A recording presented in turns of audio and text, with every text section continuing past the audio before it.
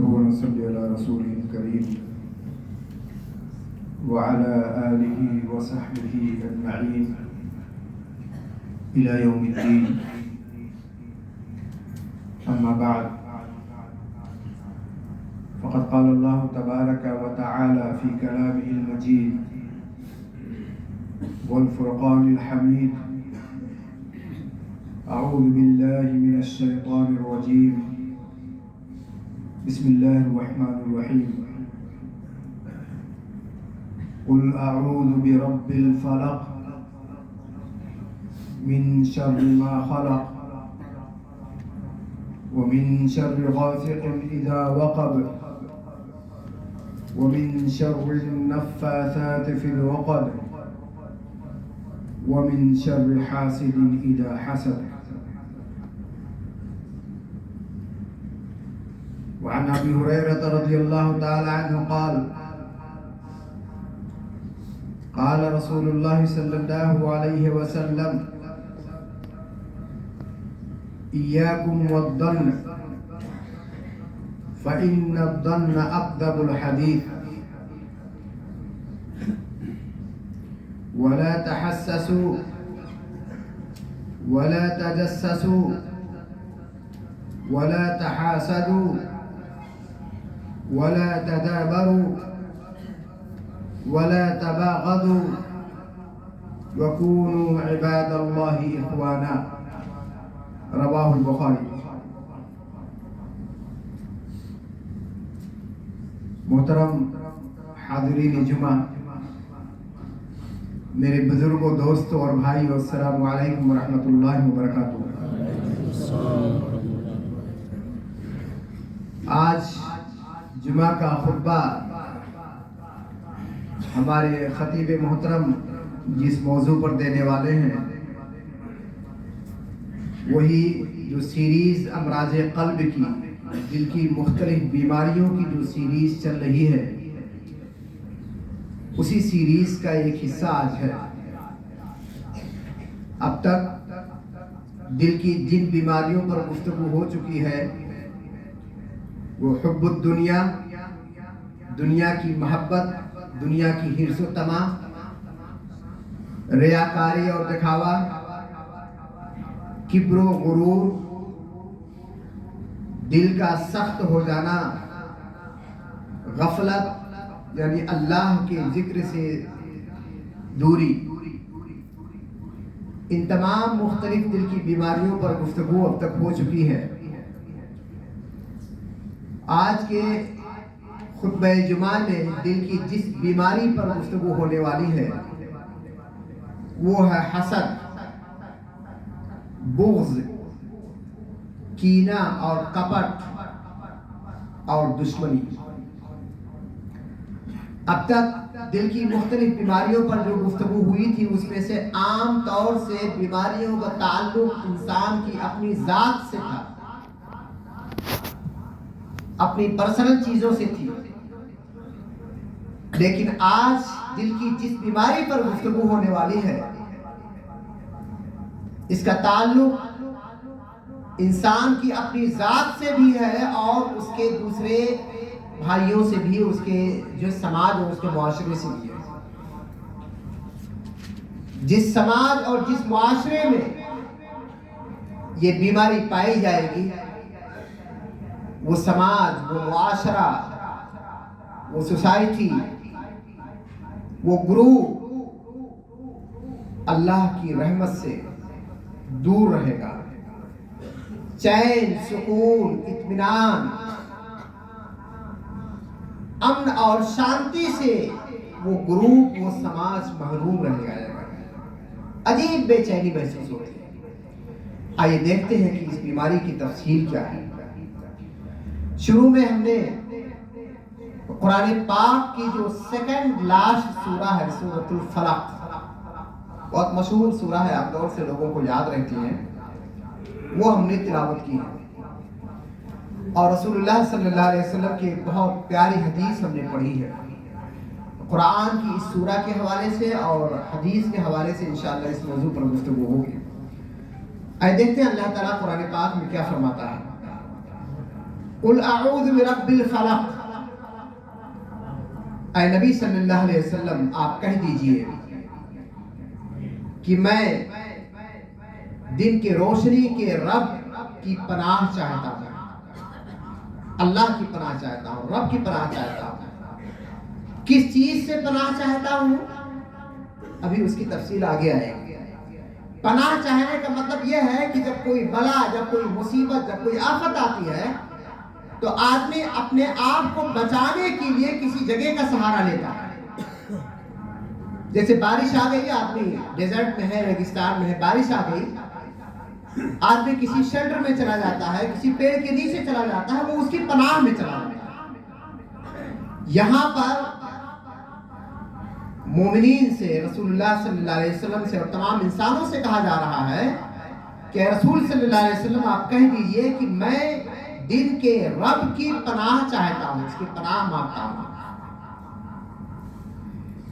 من شر ما خلق، ہر اس برائی سے اللہ کی پناہ چاہتا ہوں میں جن برائیوں کو اللہ تعالیٰ نے اس دنیا کے اندر پیدا کیا۔ کامن چیز، من شر ما خلق، ہر اس برائی سے میں اللہ کی پناہ چاہتا ہوں، اللہ کا شیلٹر چاہتا ہوں جن تمام برائیوں کو بھی اللہ تعالیٰ نے پیدا کیا۔ وَمِن شَرِّ غَاسِقٍ إِذَا وَقَبَ، اب کچھ برائیوں کو خاص کیا جا رہا ہے۔ وَمِن شَرِّ غَاسِقٍ إِذَا وَقَبَ، اور رات کی تاریکی کی برائی سے میں اللہ کی پناہ چاہتا ہوں جبکہ وہ چھا جائے۔ وَمِن شَرِّ النَّفَّاثَاتِ فِي الْعُقَدِ، اور گرہ میں، گانٹھ میں جو پھونک مارنے والی عورتیں ہیں، ان پھونک مارنے والی عورتوں کے شر سے میں پناہ چاہتا ہوں، اللہ کی پناہ چاہتا ہوں، رب کی پناہ چاہتا ہوں۔ وَمِن شَرِّ حَاسِدٍ إِذَا حَسَدَ، اور حسد کرنے والے کی برائیوں سے، ان کے شر سے، ان کے فتنوں سے میں اللہ کی پناہ چاہتا ہوں جبکہ وہ حسد کرنے والا ہمارے خلاف حسد کرے گا، ہمارے خلاف کوئی دشمنی اور کینہ اور کپٹ رکھے۔ یہ مختصر سی سورہ ہے۔ اس سورہ کا جو بیک گراؤنڈ ہے میرے بھائیوں، اللہ تعالیٰ نے اس کو نازل کیا رسول اللہ صلی اللہ علیہ وسلم کے خلاف ایک عورت نے جادو کر دیا تھا حسد کی وجہ سے، اور اللہ کے رسول کی طبیعت بہت زیادہ خراب ہونے لگی تھی۔ اللہ تعالیٰ نے حضرت جبریل علیہ السلام کو یہ قرآن کی 2 آخری سورتیں دے کر کے بھیجا اور کہا جاؤ ہمارے حبیب سے کہہ دو کہ ان کے اوپر جادو کیا گیا ہے، ایک حاسد نے، حسد کرنے والے نے ان کے اوپر ٹونا کر دیا ہے، یہ دونوں سورتیں لے کر کے جاؤ ہمارے حبیب سے کہہ دو ان کی تلاوت کریں، اور ان کی تلاوت کرنے کی وجہ سے ان کے اوپر جو ٹونا، جو جادو، جو سحر کیا گیا ہے، انشاءاللہ وہ سحر ختم ہو جائے گا۔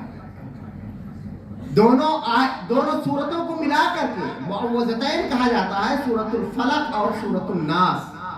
جتنی آیتیں ہیں جادو کی، اتنی گاٹھیں اللہ کے رسول صلی اللہ علیہ وسلم کے خلاف لگائی گئی تھی، اور ایک ایک آیت جیسے جیسے اللہ کے رسول پڑھتے جاتے، جادو کی وہ گرہ ختم ہوتی جاتی، وہ گاٹھ ختم ہوتی جاتی، یہاں تک کہ اللہ کے رسول نے سورۃ الناس کی جو آخری آیت پڑھی، جادو کی جو آخری گرہ، آخری گانٹھ لگائی گئی تھی، وہ گانٹھ بھی کھل گئی اور جادو ختم ہو گیا اللہ کے رسول صلی اللہ علیہ وسلم کے اوپر۔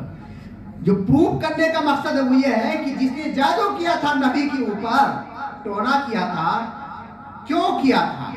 حسد کی وجہ سے، دشمنی کی وجہ سے، بغض اور کینہ اور کپٹ اس کے دل کے اندر اللہ کے رسول کے خلاف تھا، نعوذ باللہ، اس کی وجہ سے اس نے نبی کے خلاف ٹونا اور ٹوٹکا کیا۔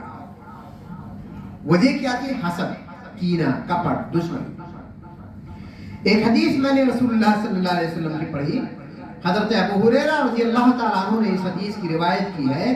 رسول اللہ صلی اللہ علیہ وسلم نے فرمایا، ایاکم والظن، بدگمانیوں سے بچو، کسی کے خلاف بدگمانی میں مت رہو، بدگمانی سے بچو۔ فَإِنَّ الظَّنَّ أَكْذَبُ الْحَدِيثِ، کیونکہ بدگمانی جو ہوتی ہے یہ باتوں میں سے سب سے جھوٹی اور سب سے بری بات ہوتی ہے، اس سے بچو۔ کسی کے خلاف بلا وجہ گمان کر کے رکھنا کہ فلاں تو ایسا کرتا ہوگا، ویسا کرتا ہوگا، یہ کہتا ہوگا، وہ کرتا ہوگا، کسی کے خلاف بلا وجہ بدگمانی سے بچو، کیونکہ بدگمانی یہ باتوں میں سے سب سے بری اور سب سے جھوٹی بات ہے، سب سے بیس لیس بات ہے۔ کسی موقع پر میں نے بتایا تھا، سورۃ الحجرات کی آیت بھی میں نے پڑھی تھی، وہاں پر بھی اللہ تعالیٰ فرماتا ہے اے ایمان والو تم بدگمانیوں سے بچو، کیونکہ بہت ساری بدگمانیاں جو ہوتی ہیں یہ انسان کو بربادی اور تباہی کی طرف لے کر کے جاتی ہیں۔ وَلَا تَحَسَّسُوا، اور کسی کے عیب کو مت ڈھونڈا پھرو، مت ڈھونڈتے پھرو کسی کے عیب کو، کس کے اندر کیا عیب ہے، کیا پریشانی ہے، کیا ہے، اس کو ڈھونڈتے ٹٹولتے مت پھرو، اس چیز سے بھی اللہ کے رسول نے منع کیا ہے۔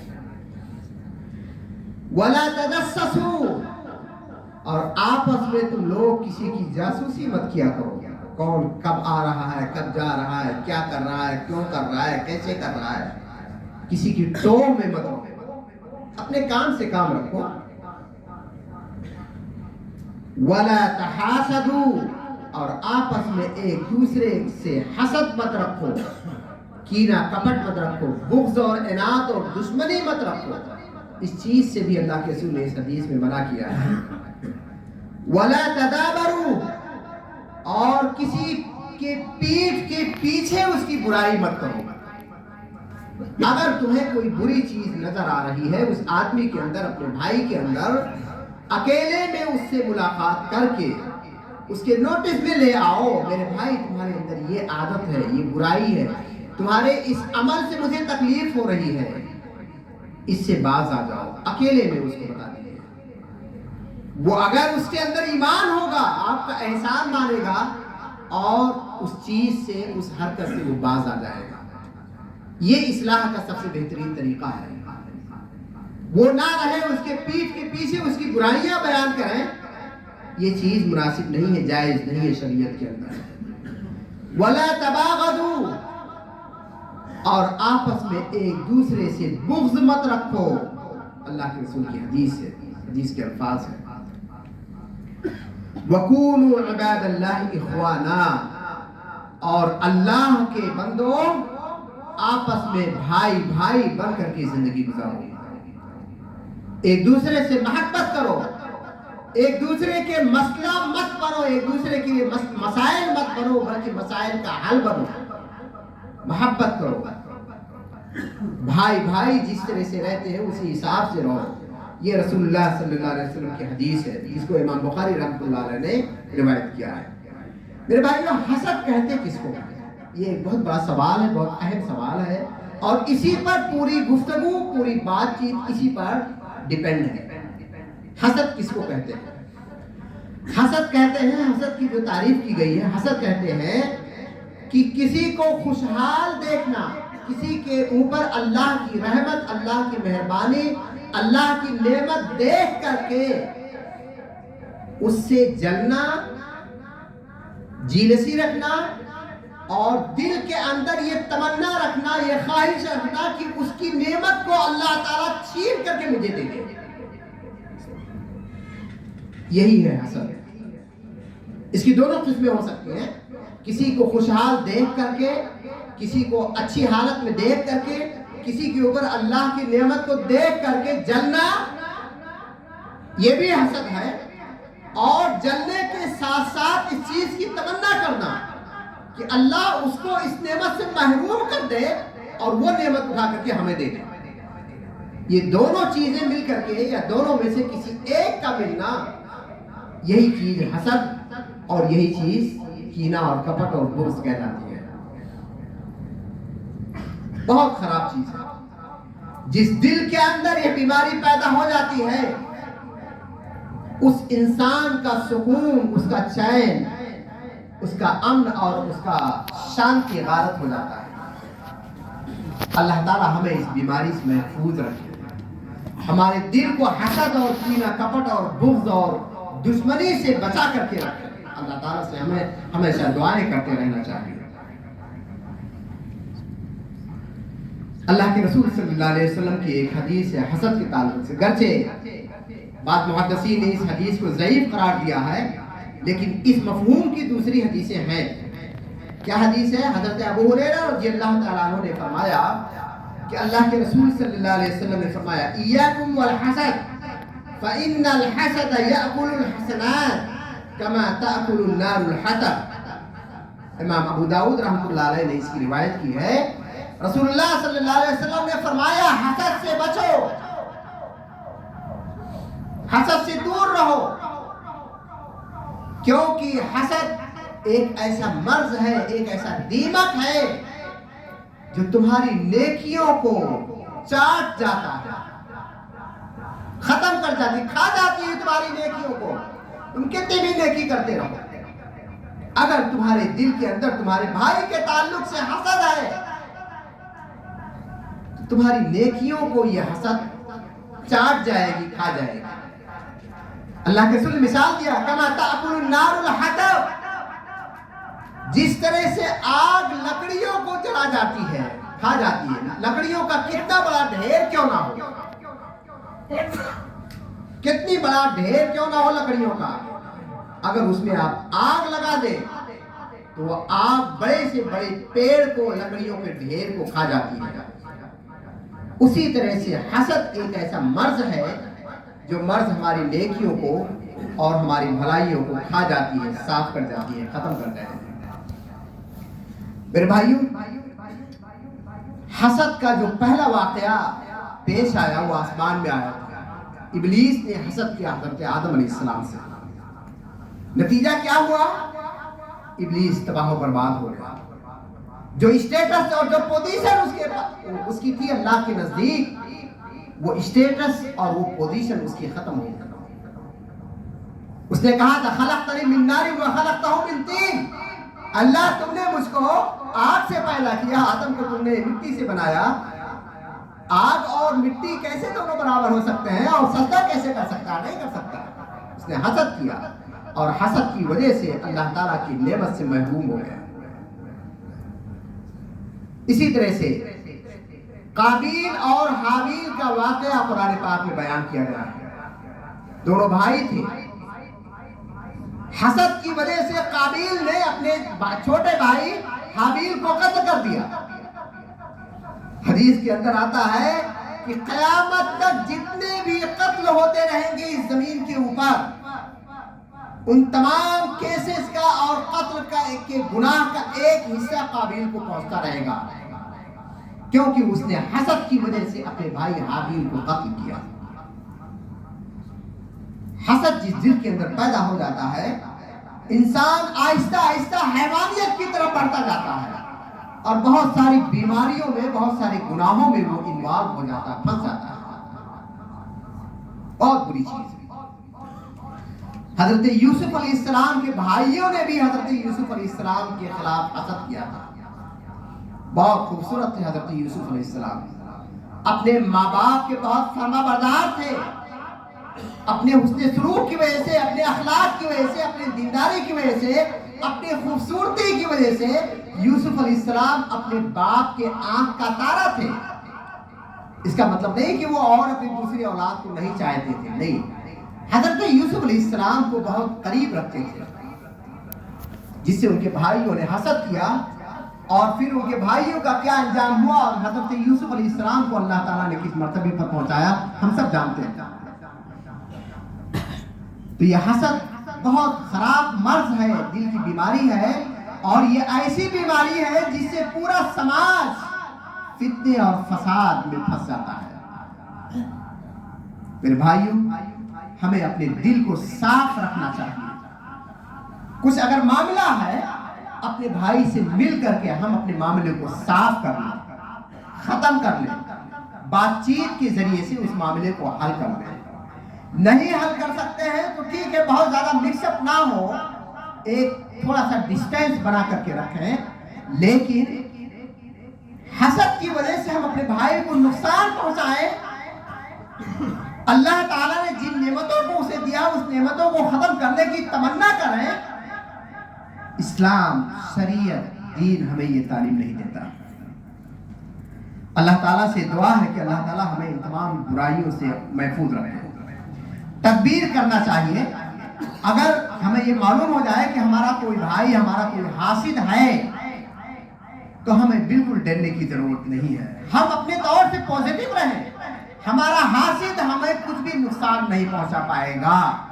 شرط یہ ہے کہ ہم اللہ کے اوپر مکمل طور سے بھروسہ کر کے رکھیں اور دعا پڑھیں، اللہم لا مانع لما اعطیت ولا معطی لما منعت۔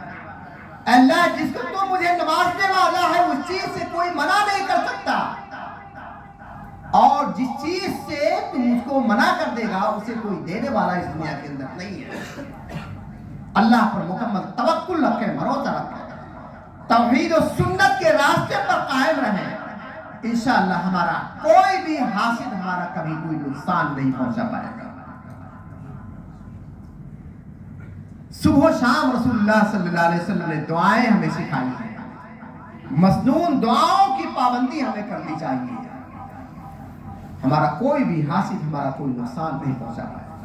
حسد میں پڑھ کر کے اگر کسی بھی قسم کا وہ غلط عمل بھی کرے گا اور ہم مسنون دعاؤں کی پابندی کریں گے تو اس کے عمل کا کوئی بھی اثر ہمارے اوپر نہیں پہنچ پائے گا۔ ابھی شروع میں ہم نے بتایا کہ حسد ہی کی وجہ سے رسول اللہ صلی اللہ علیہ وسلم کے اوپر ٹونا کیا گیا تھا، لیکن اللہ کے رسول کو وظائف اللہ تعالیٰ نے بتایا، اللہ کے رسول نے پڑھا، ختم ہوا۔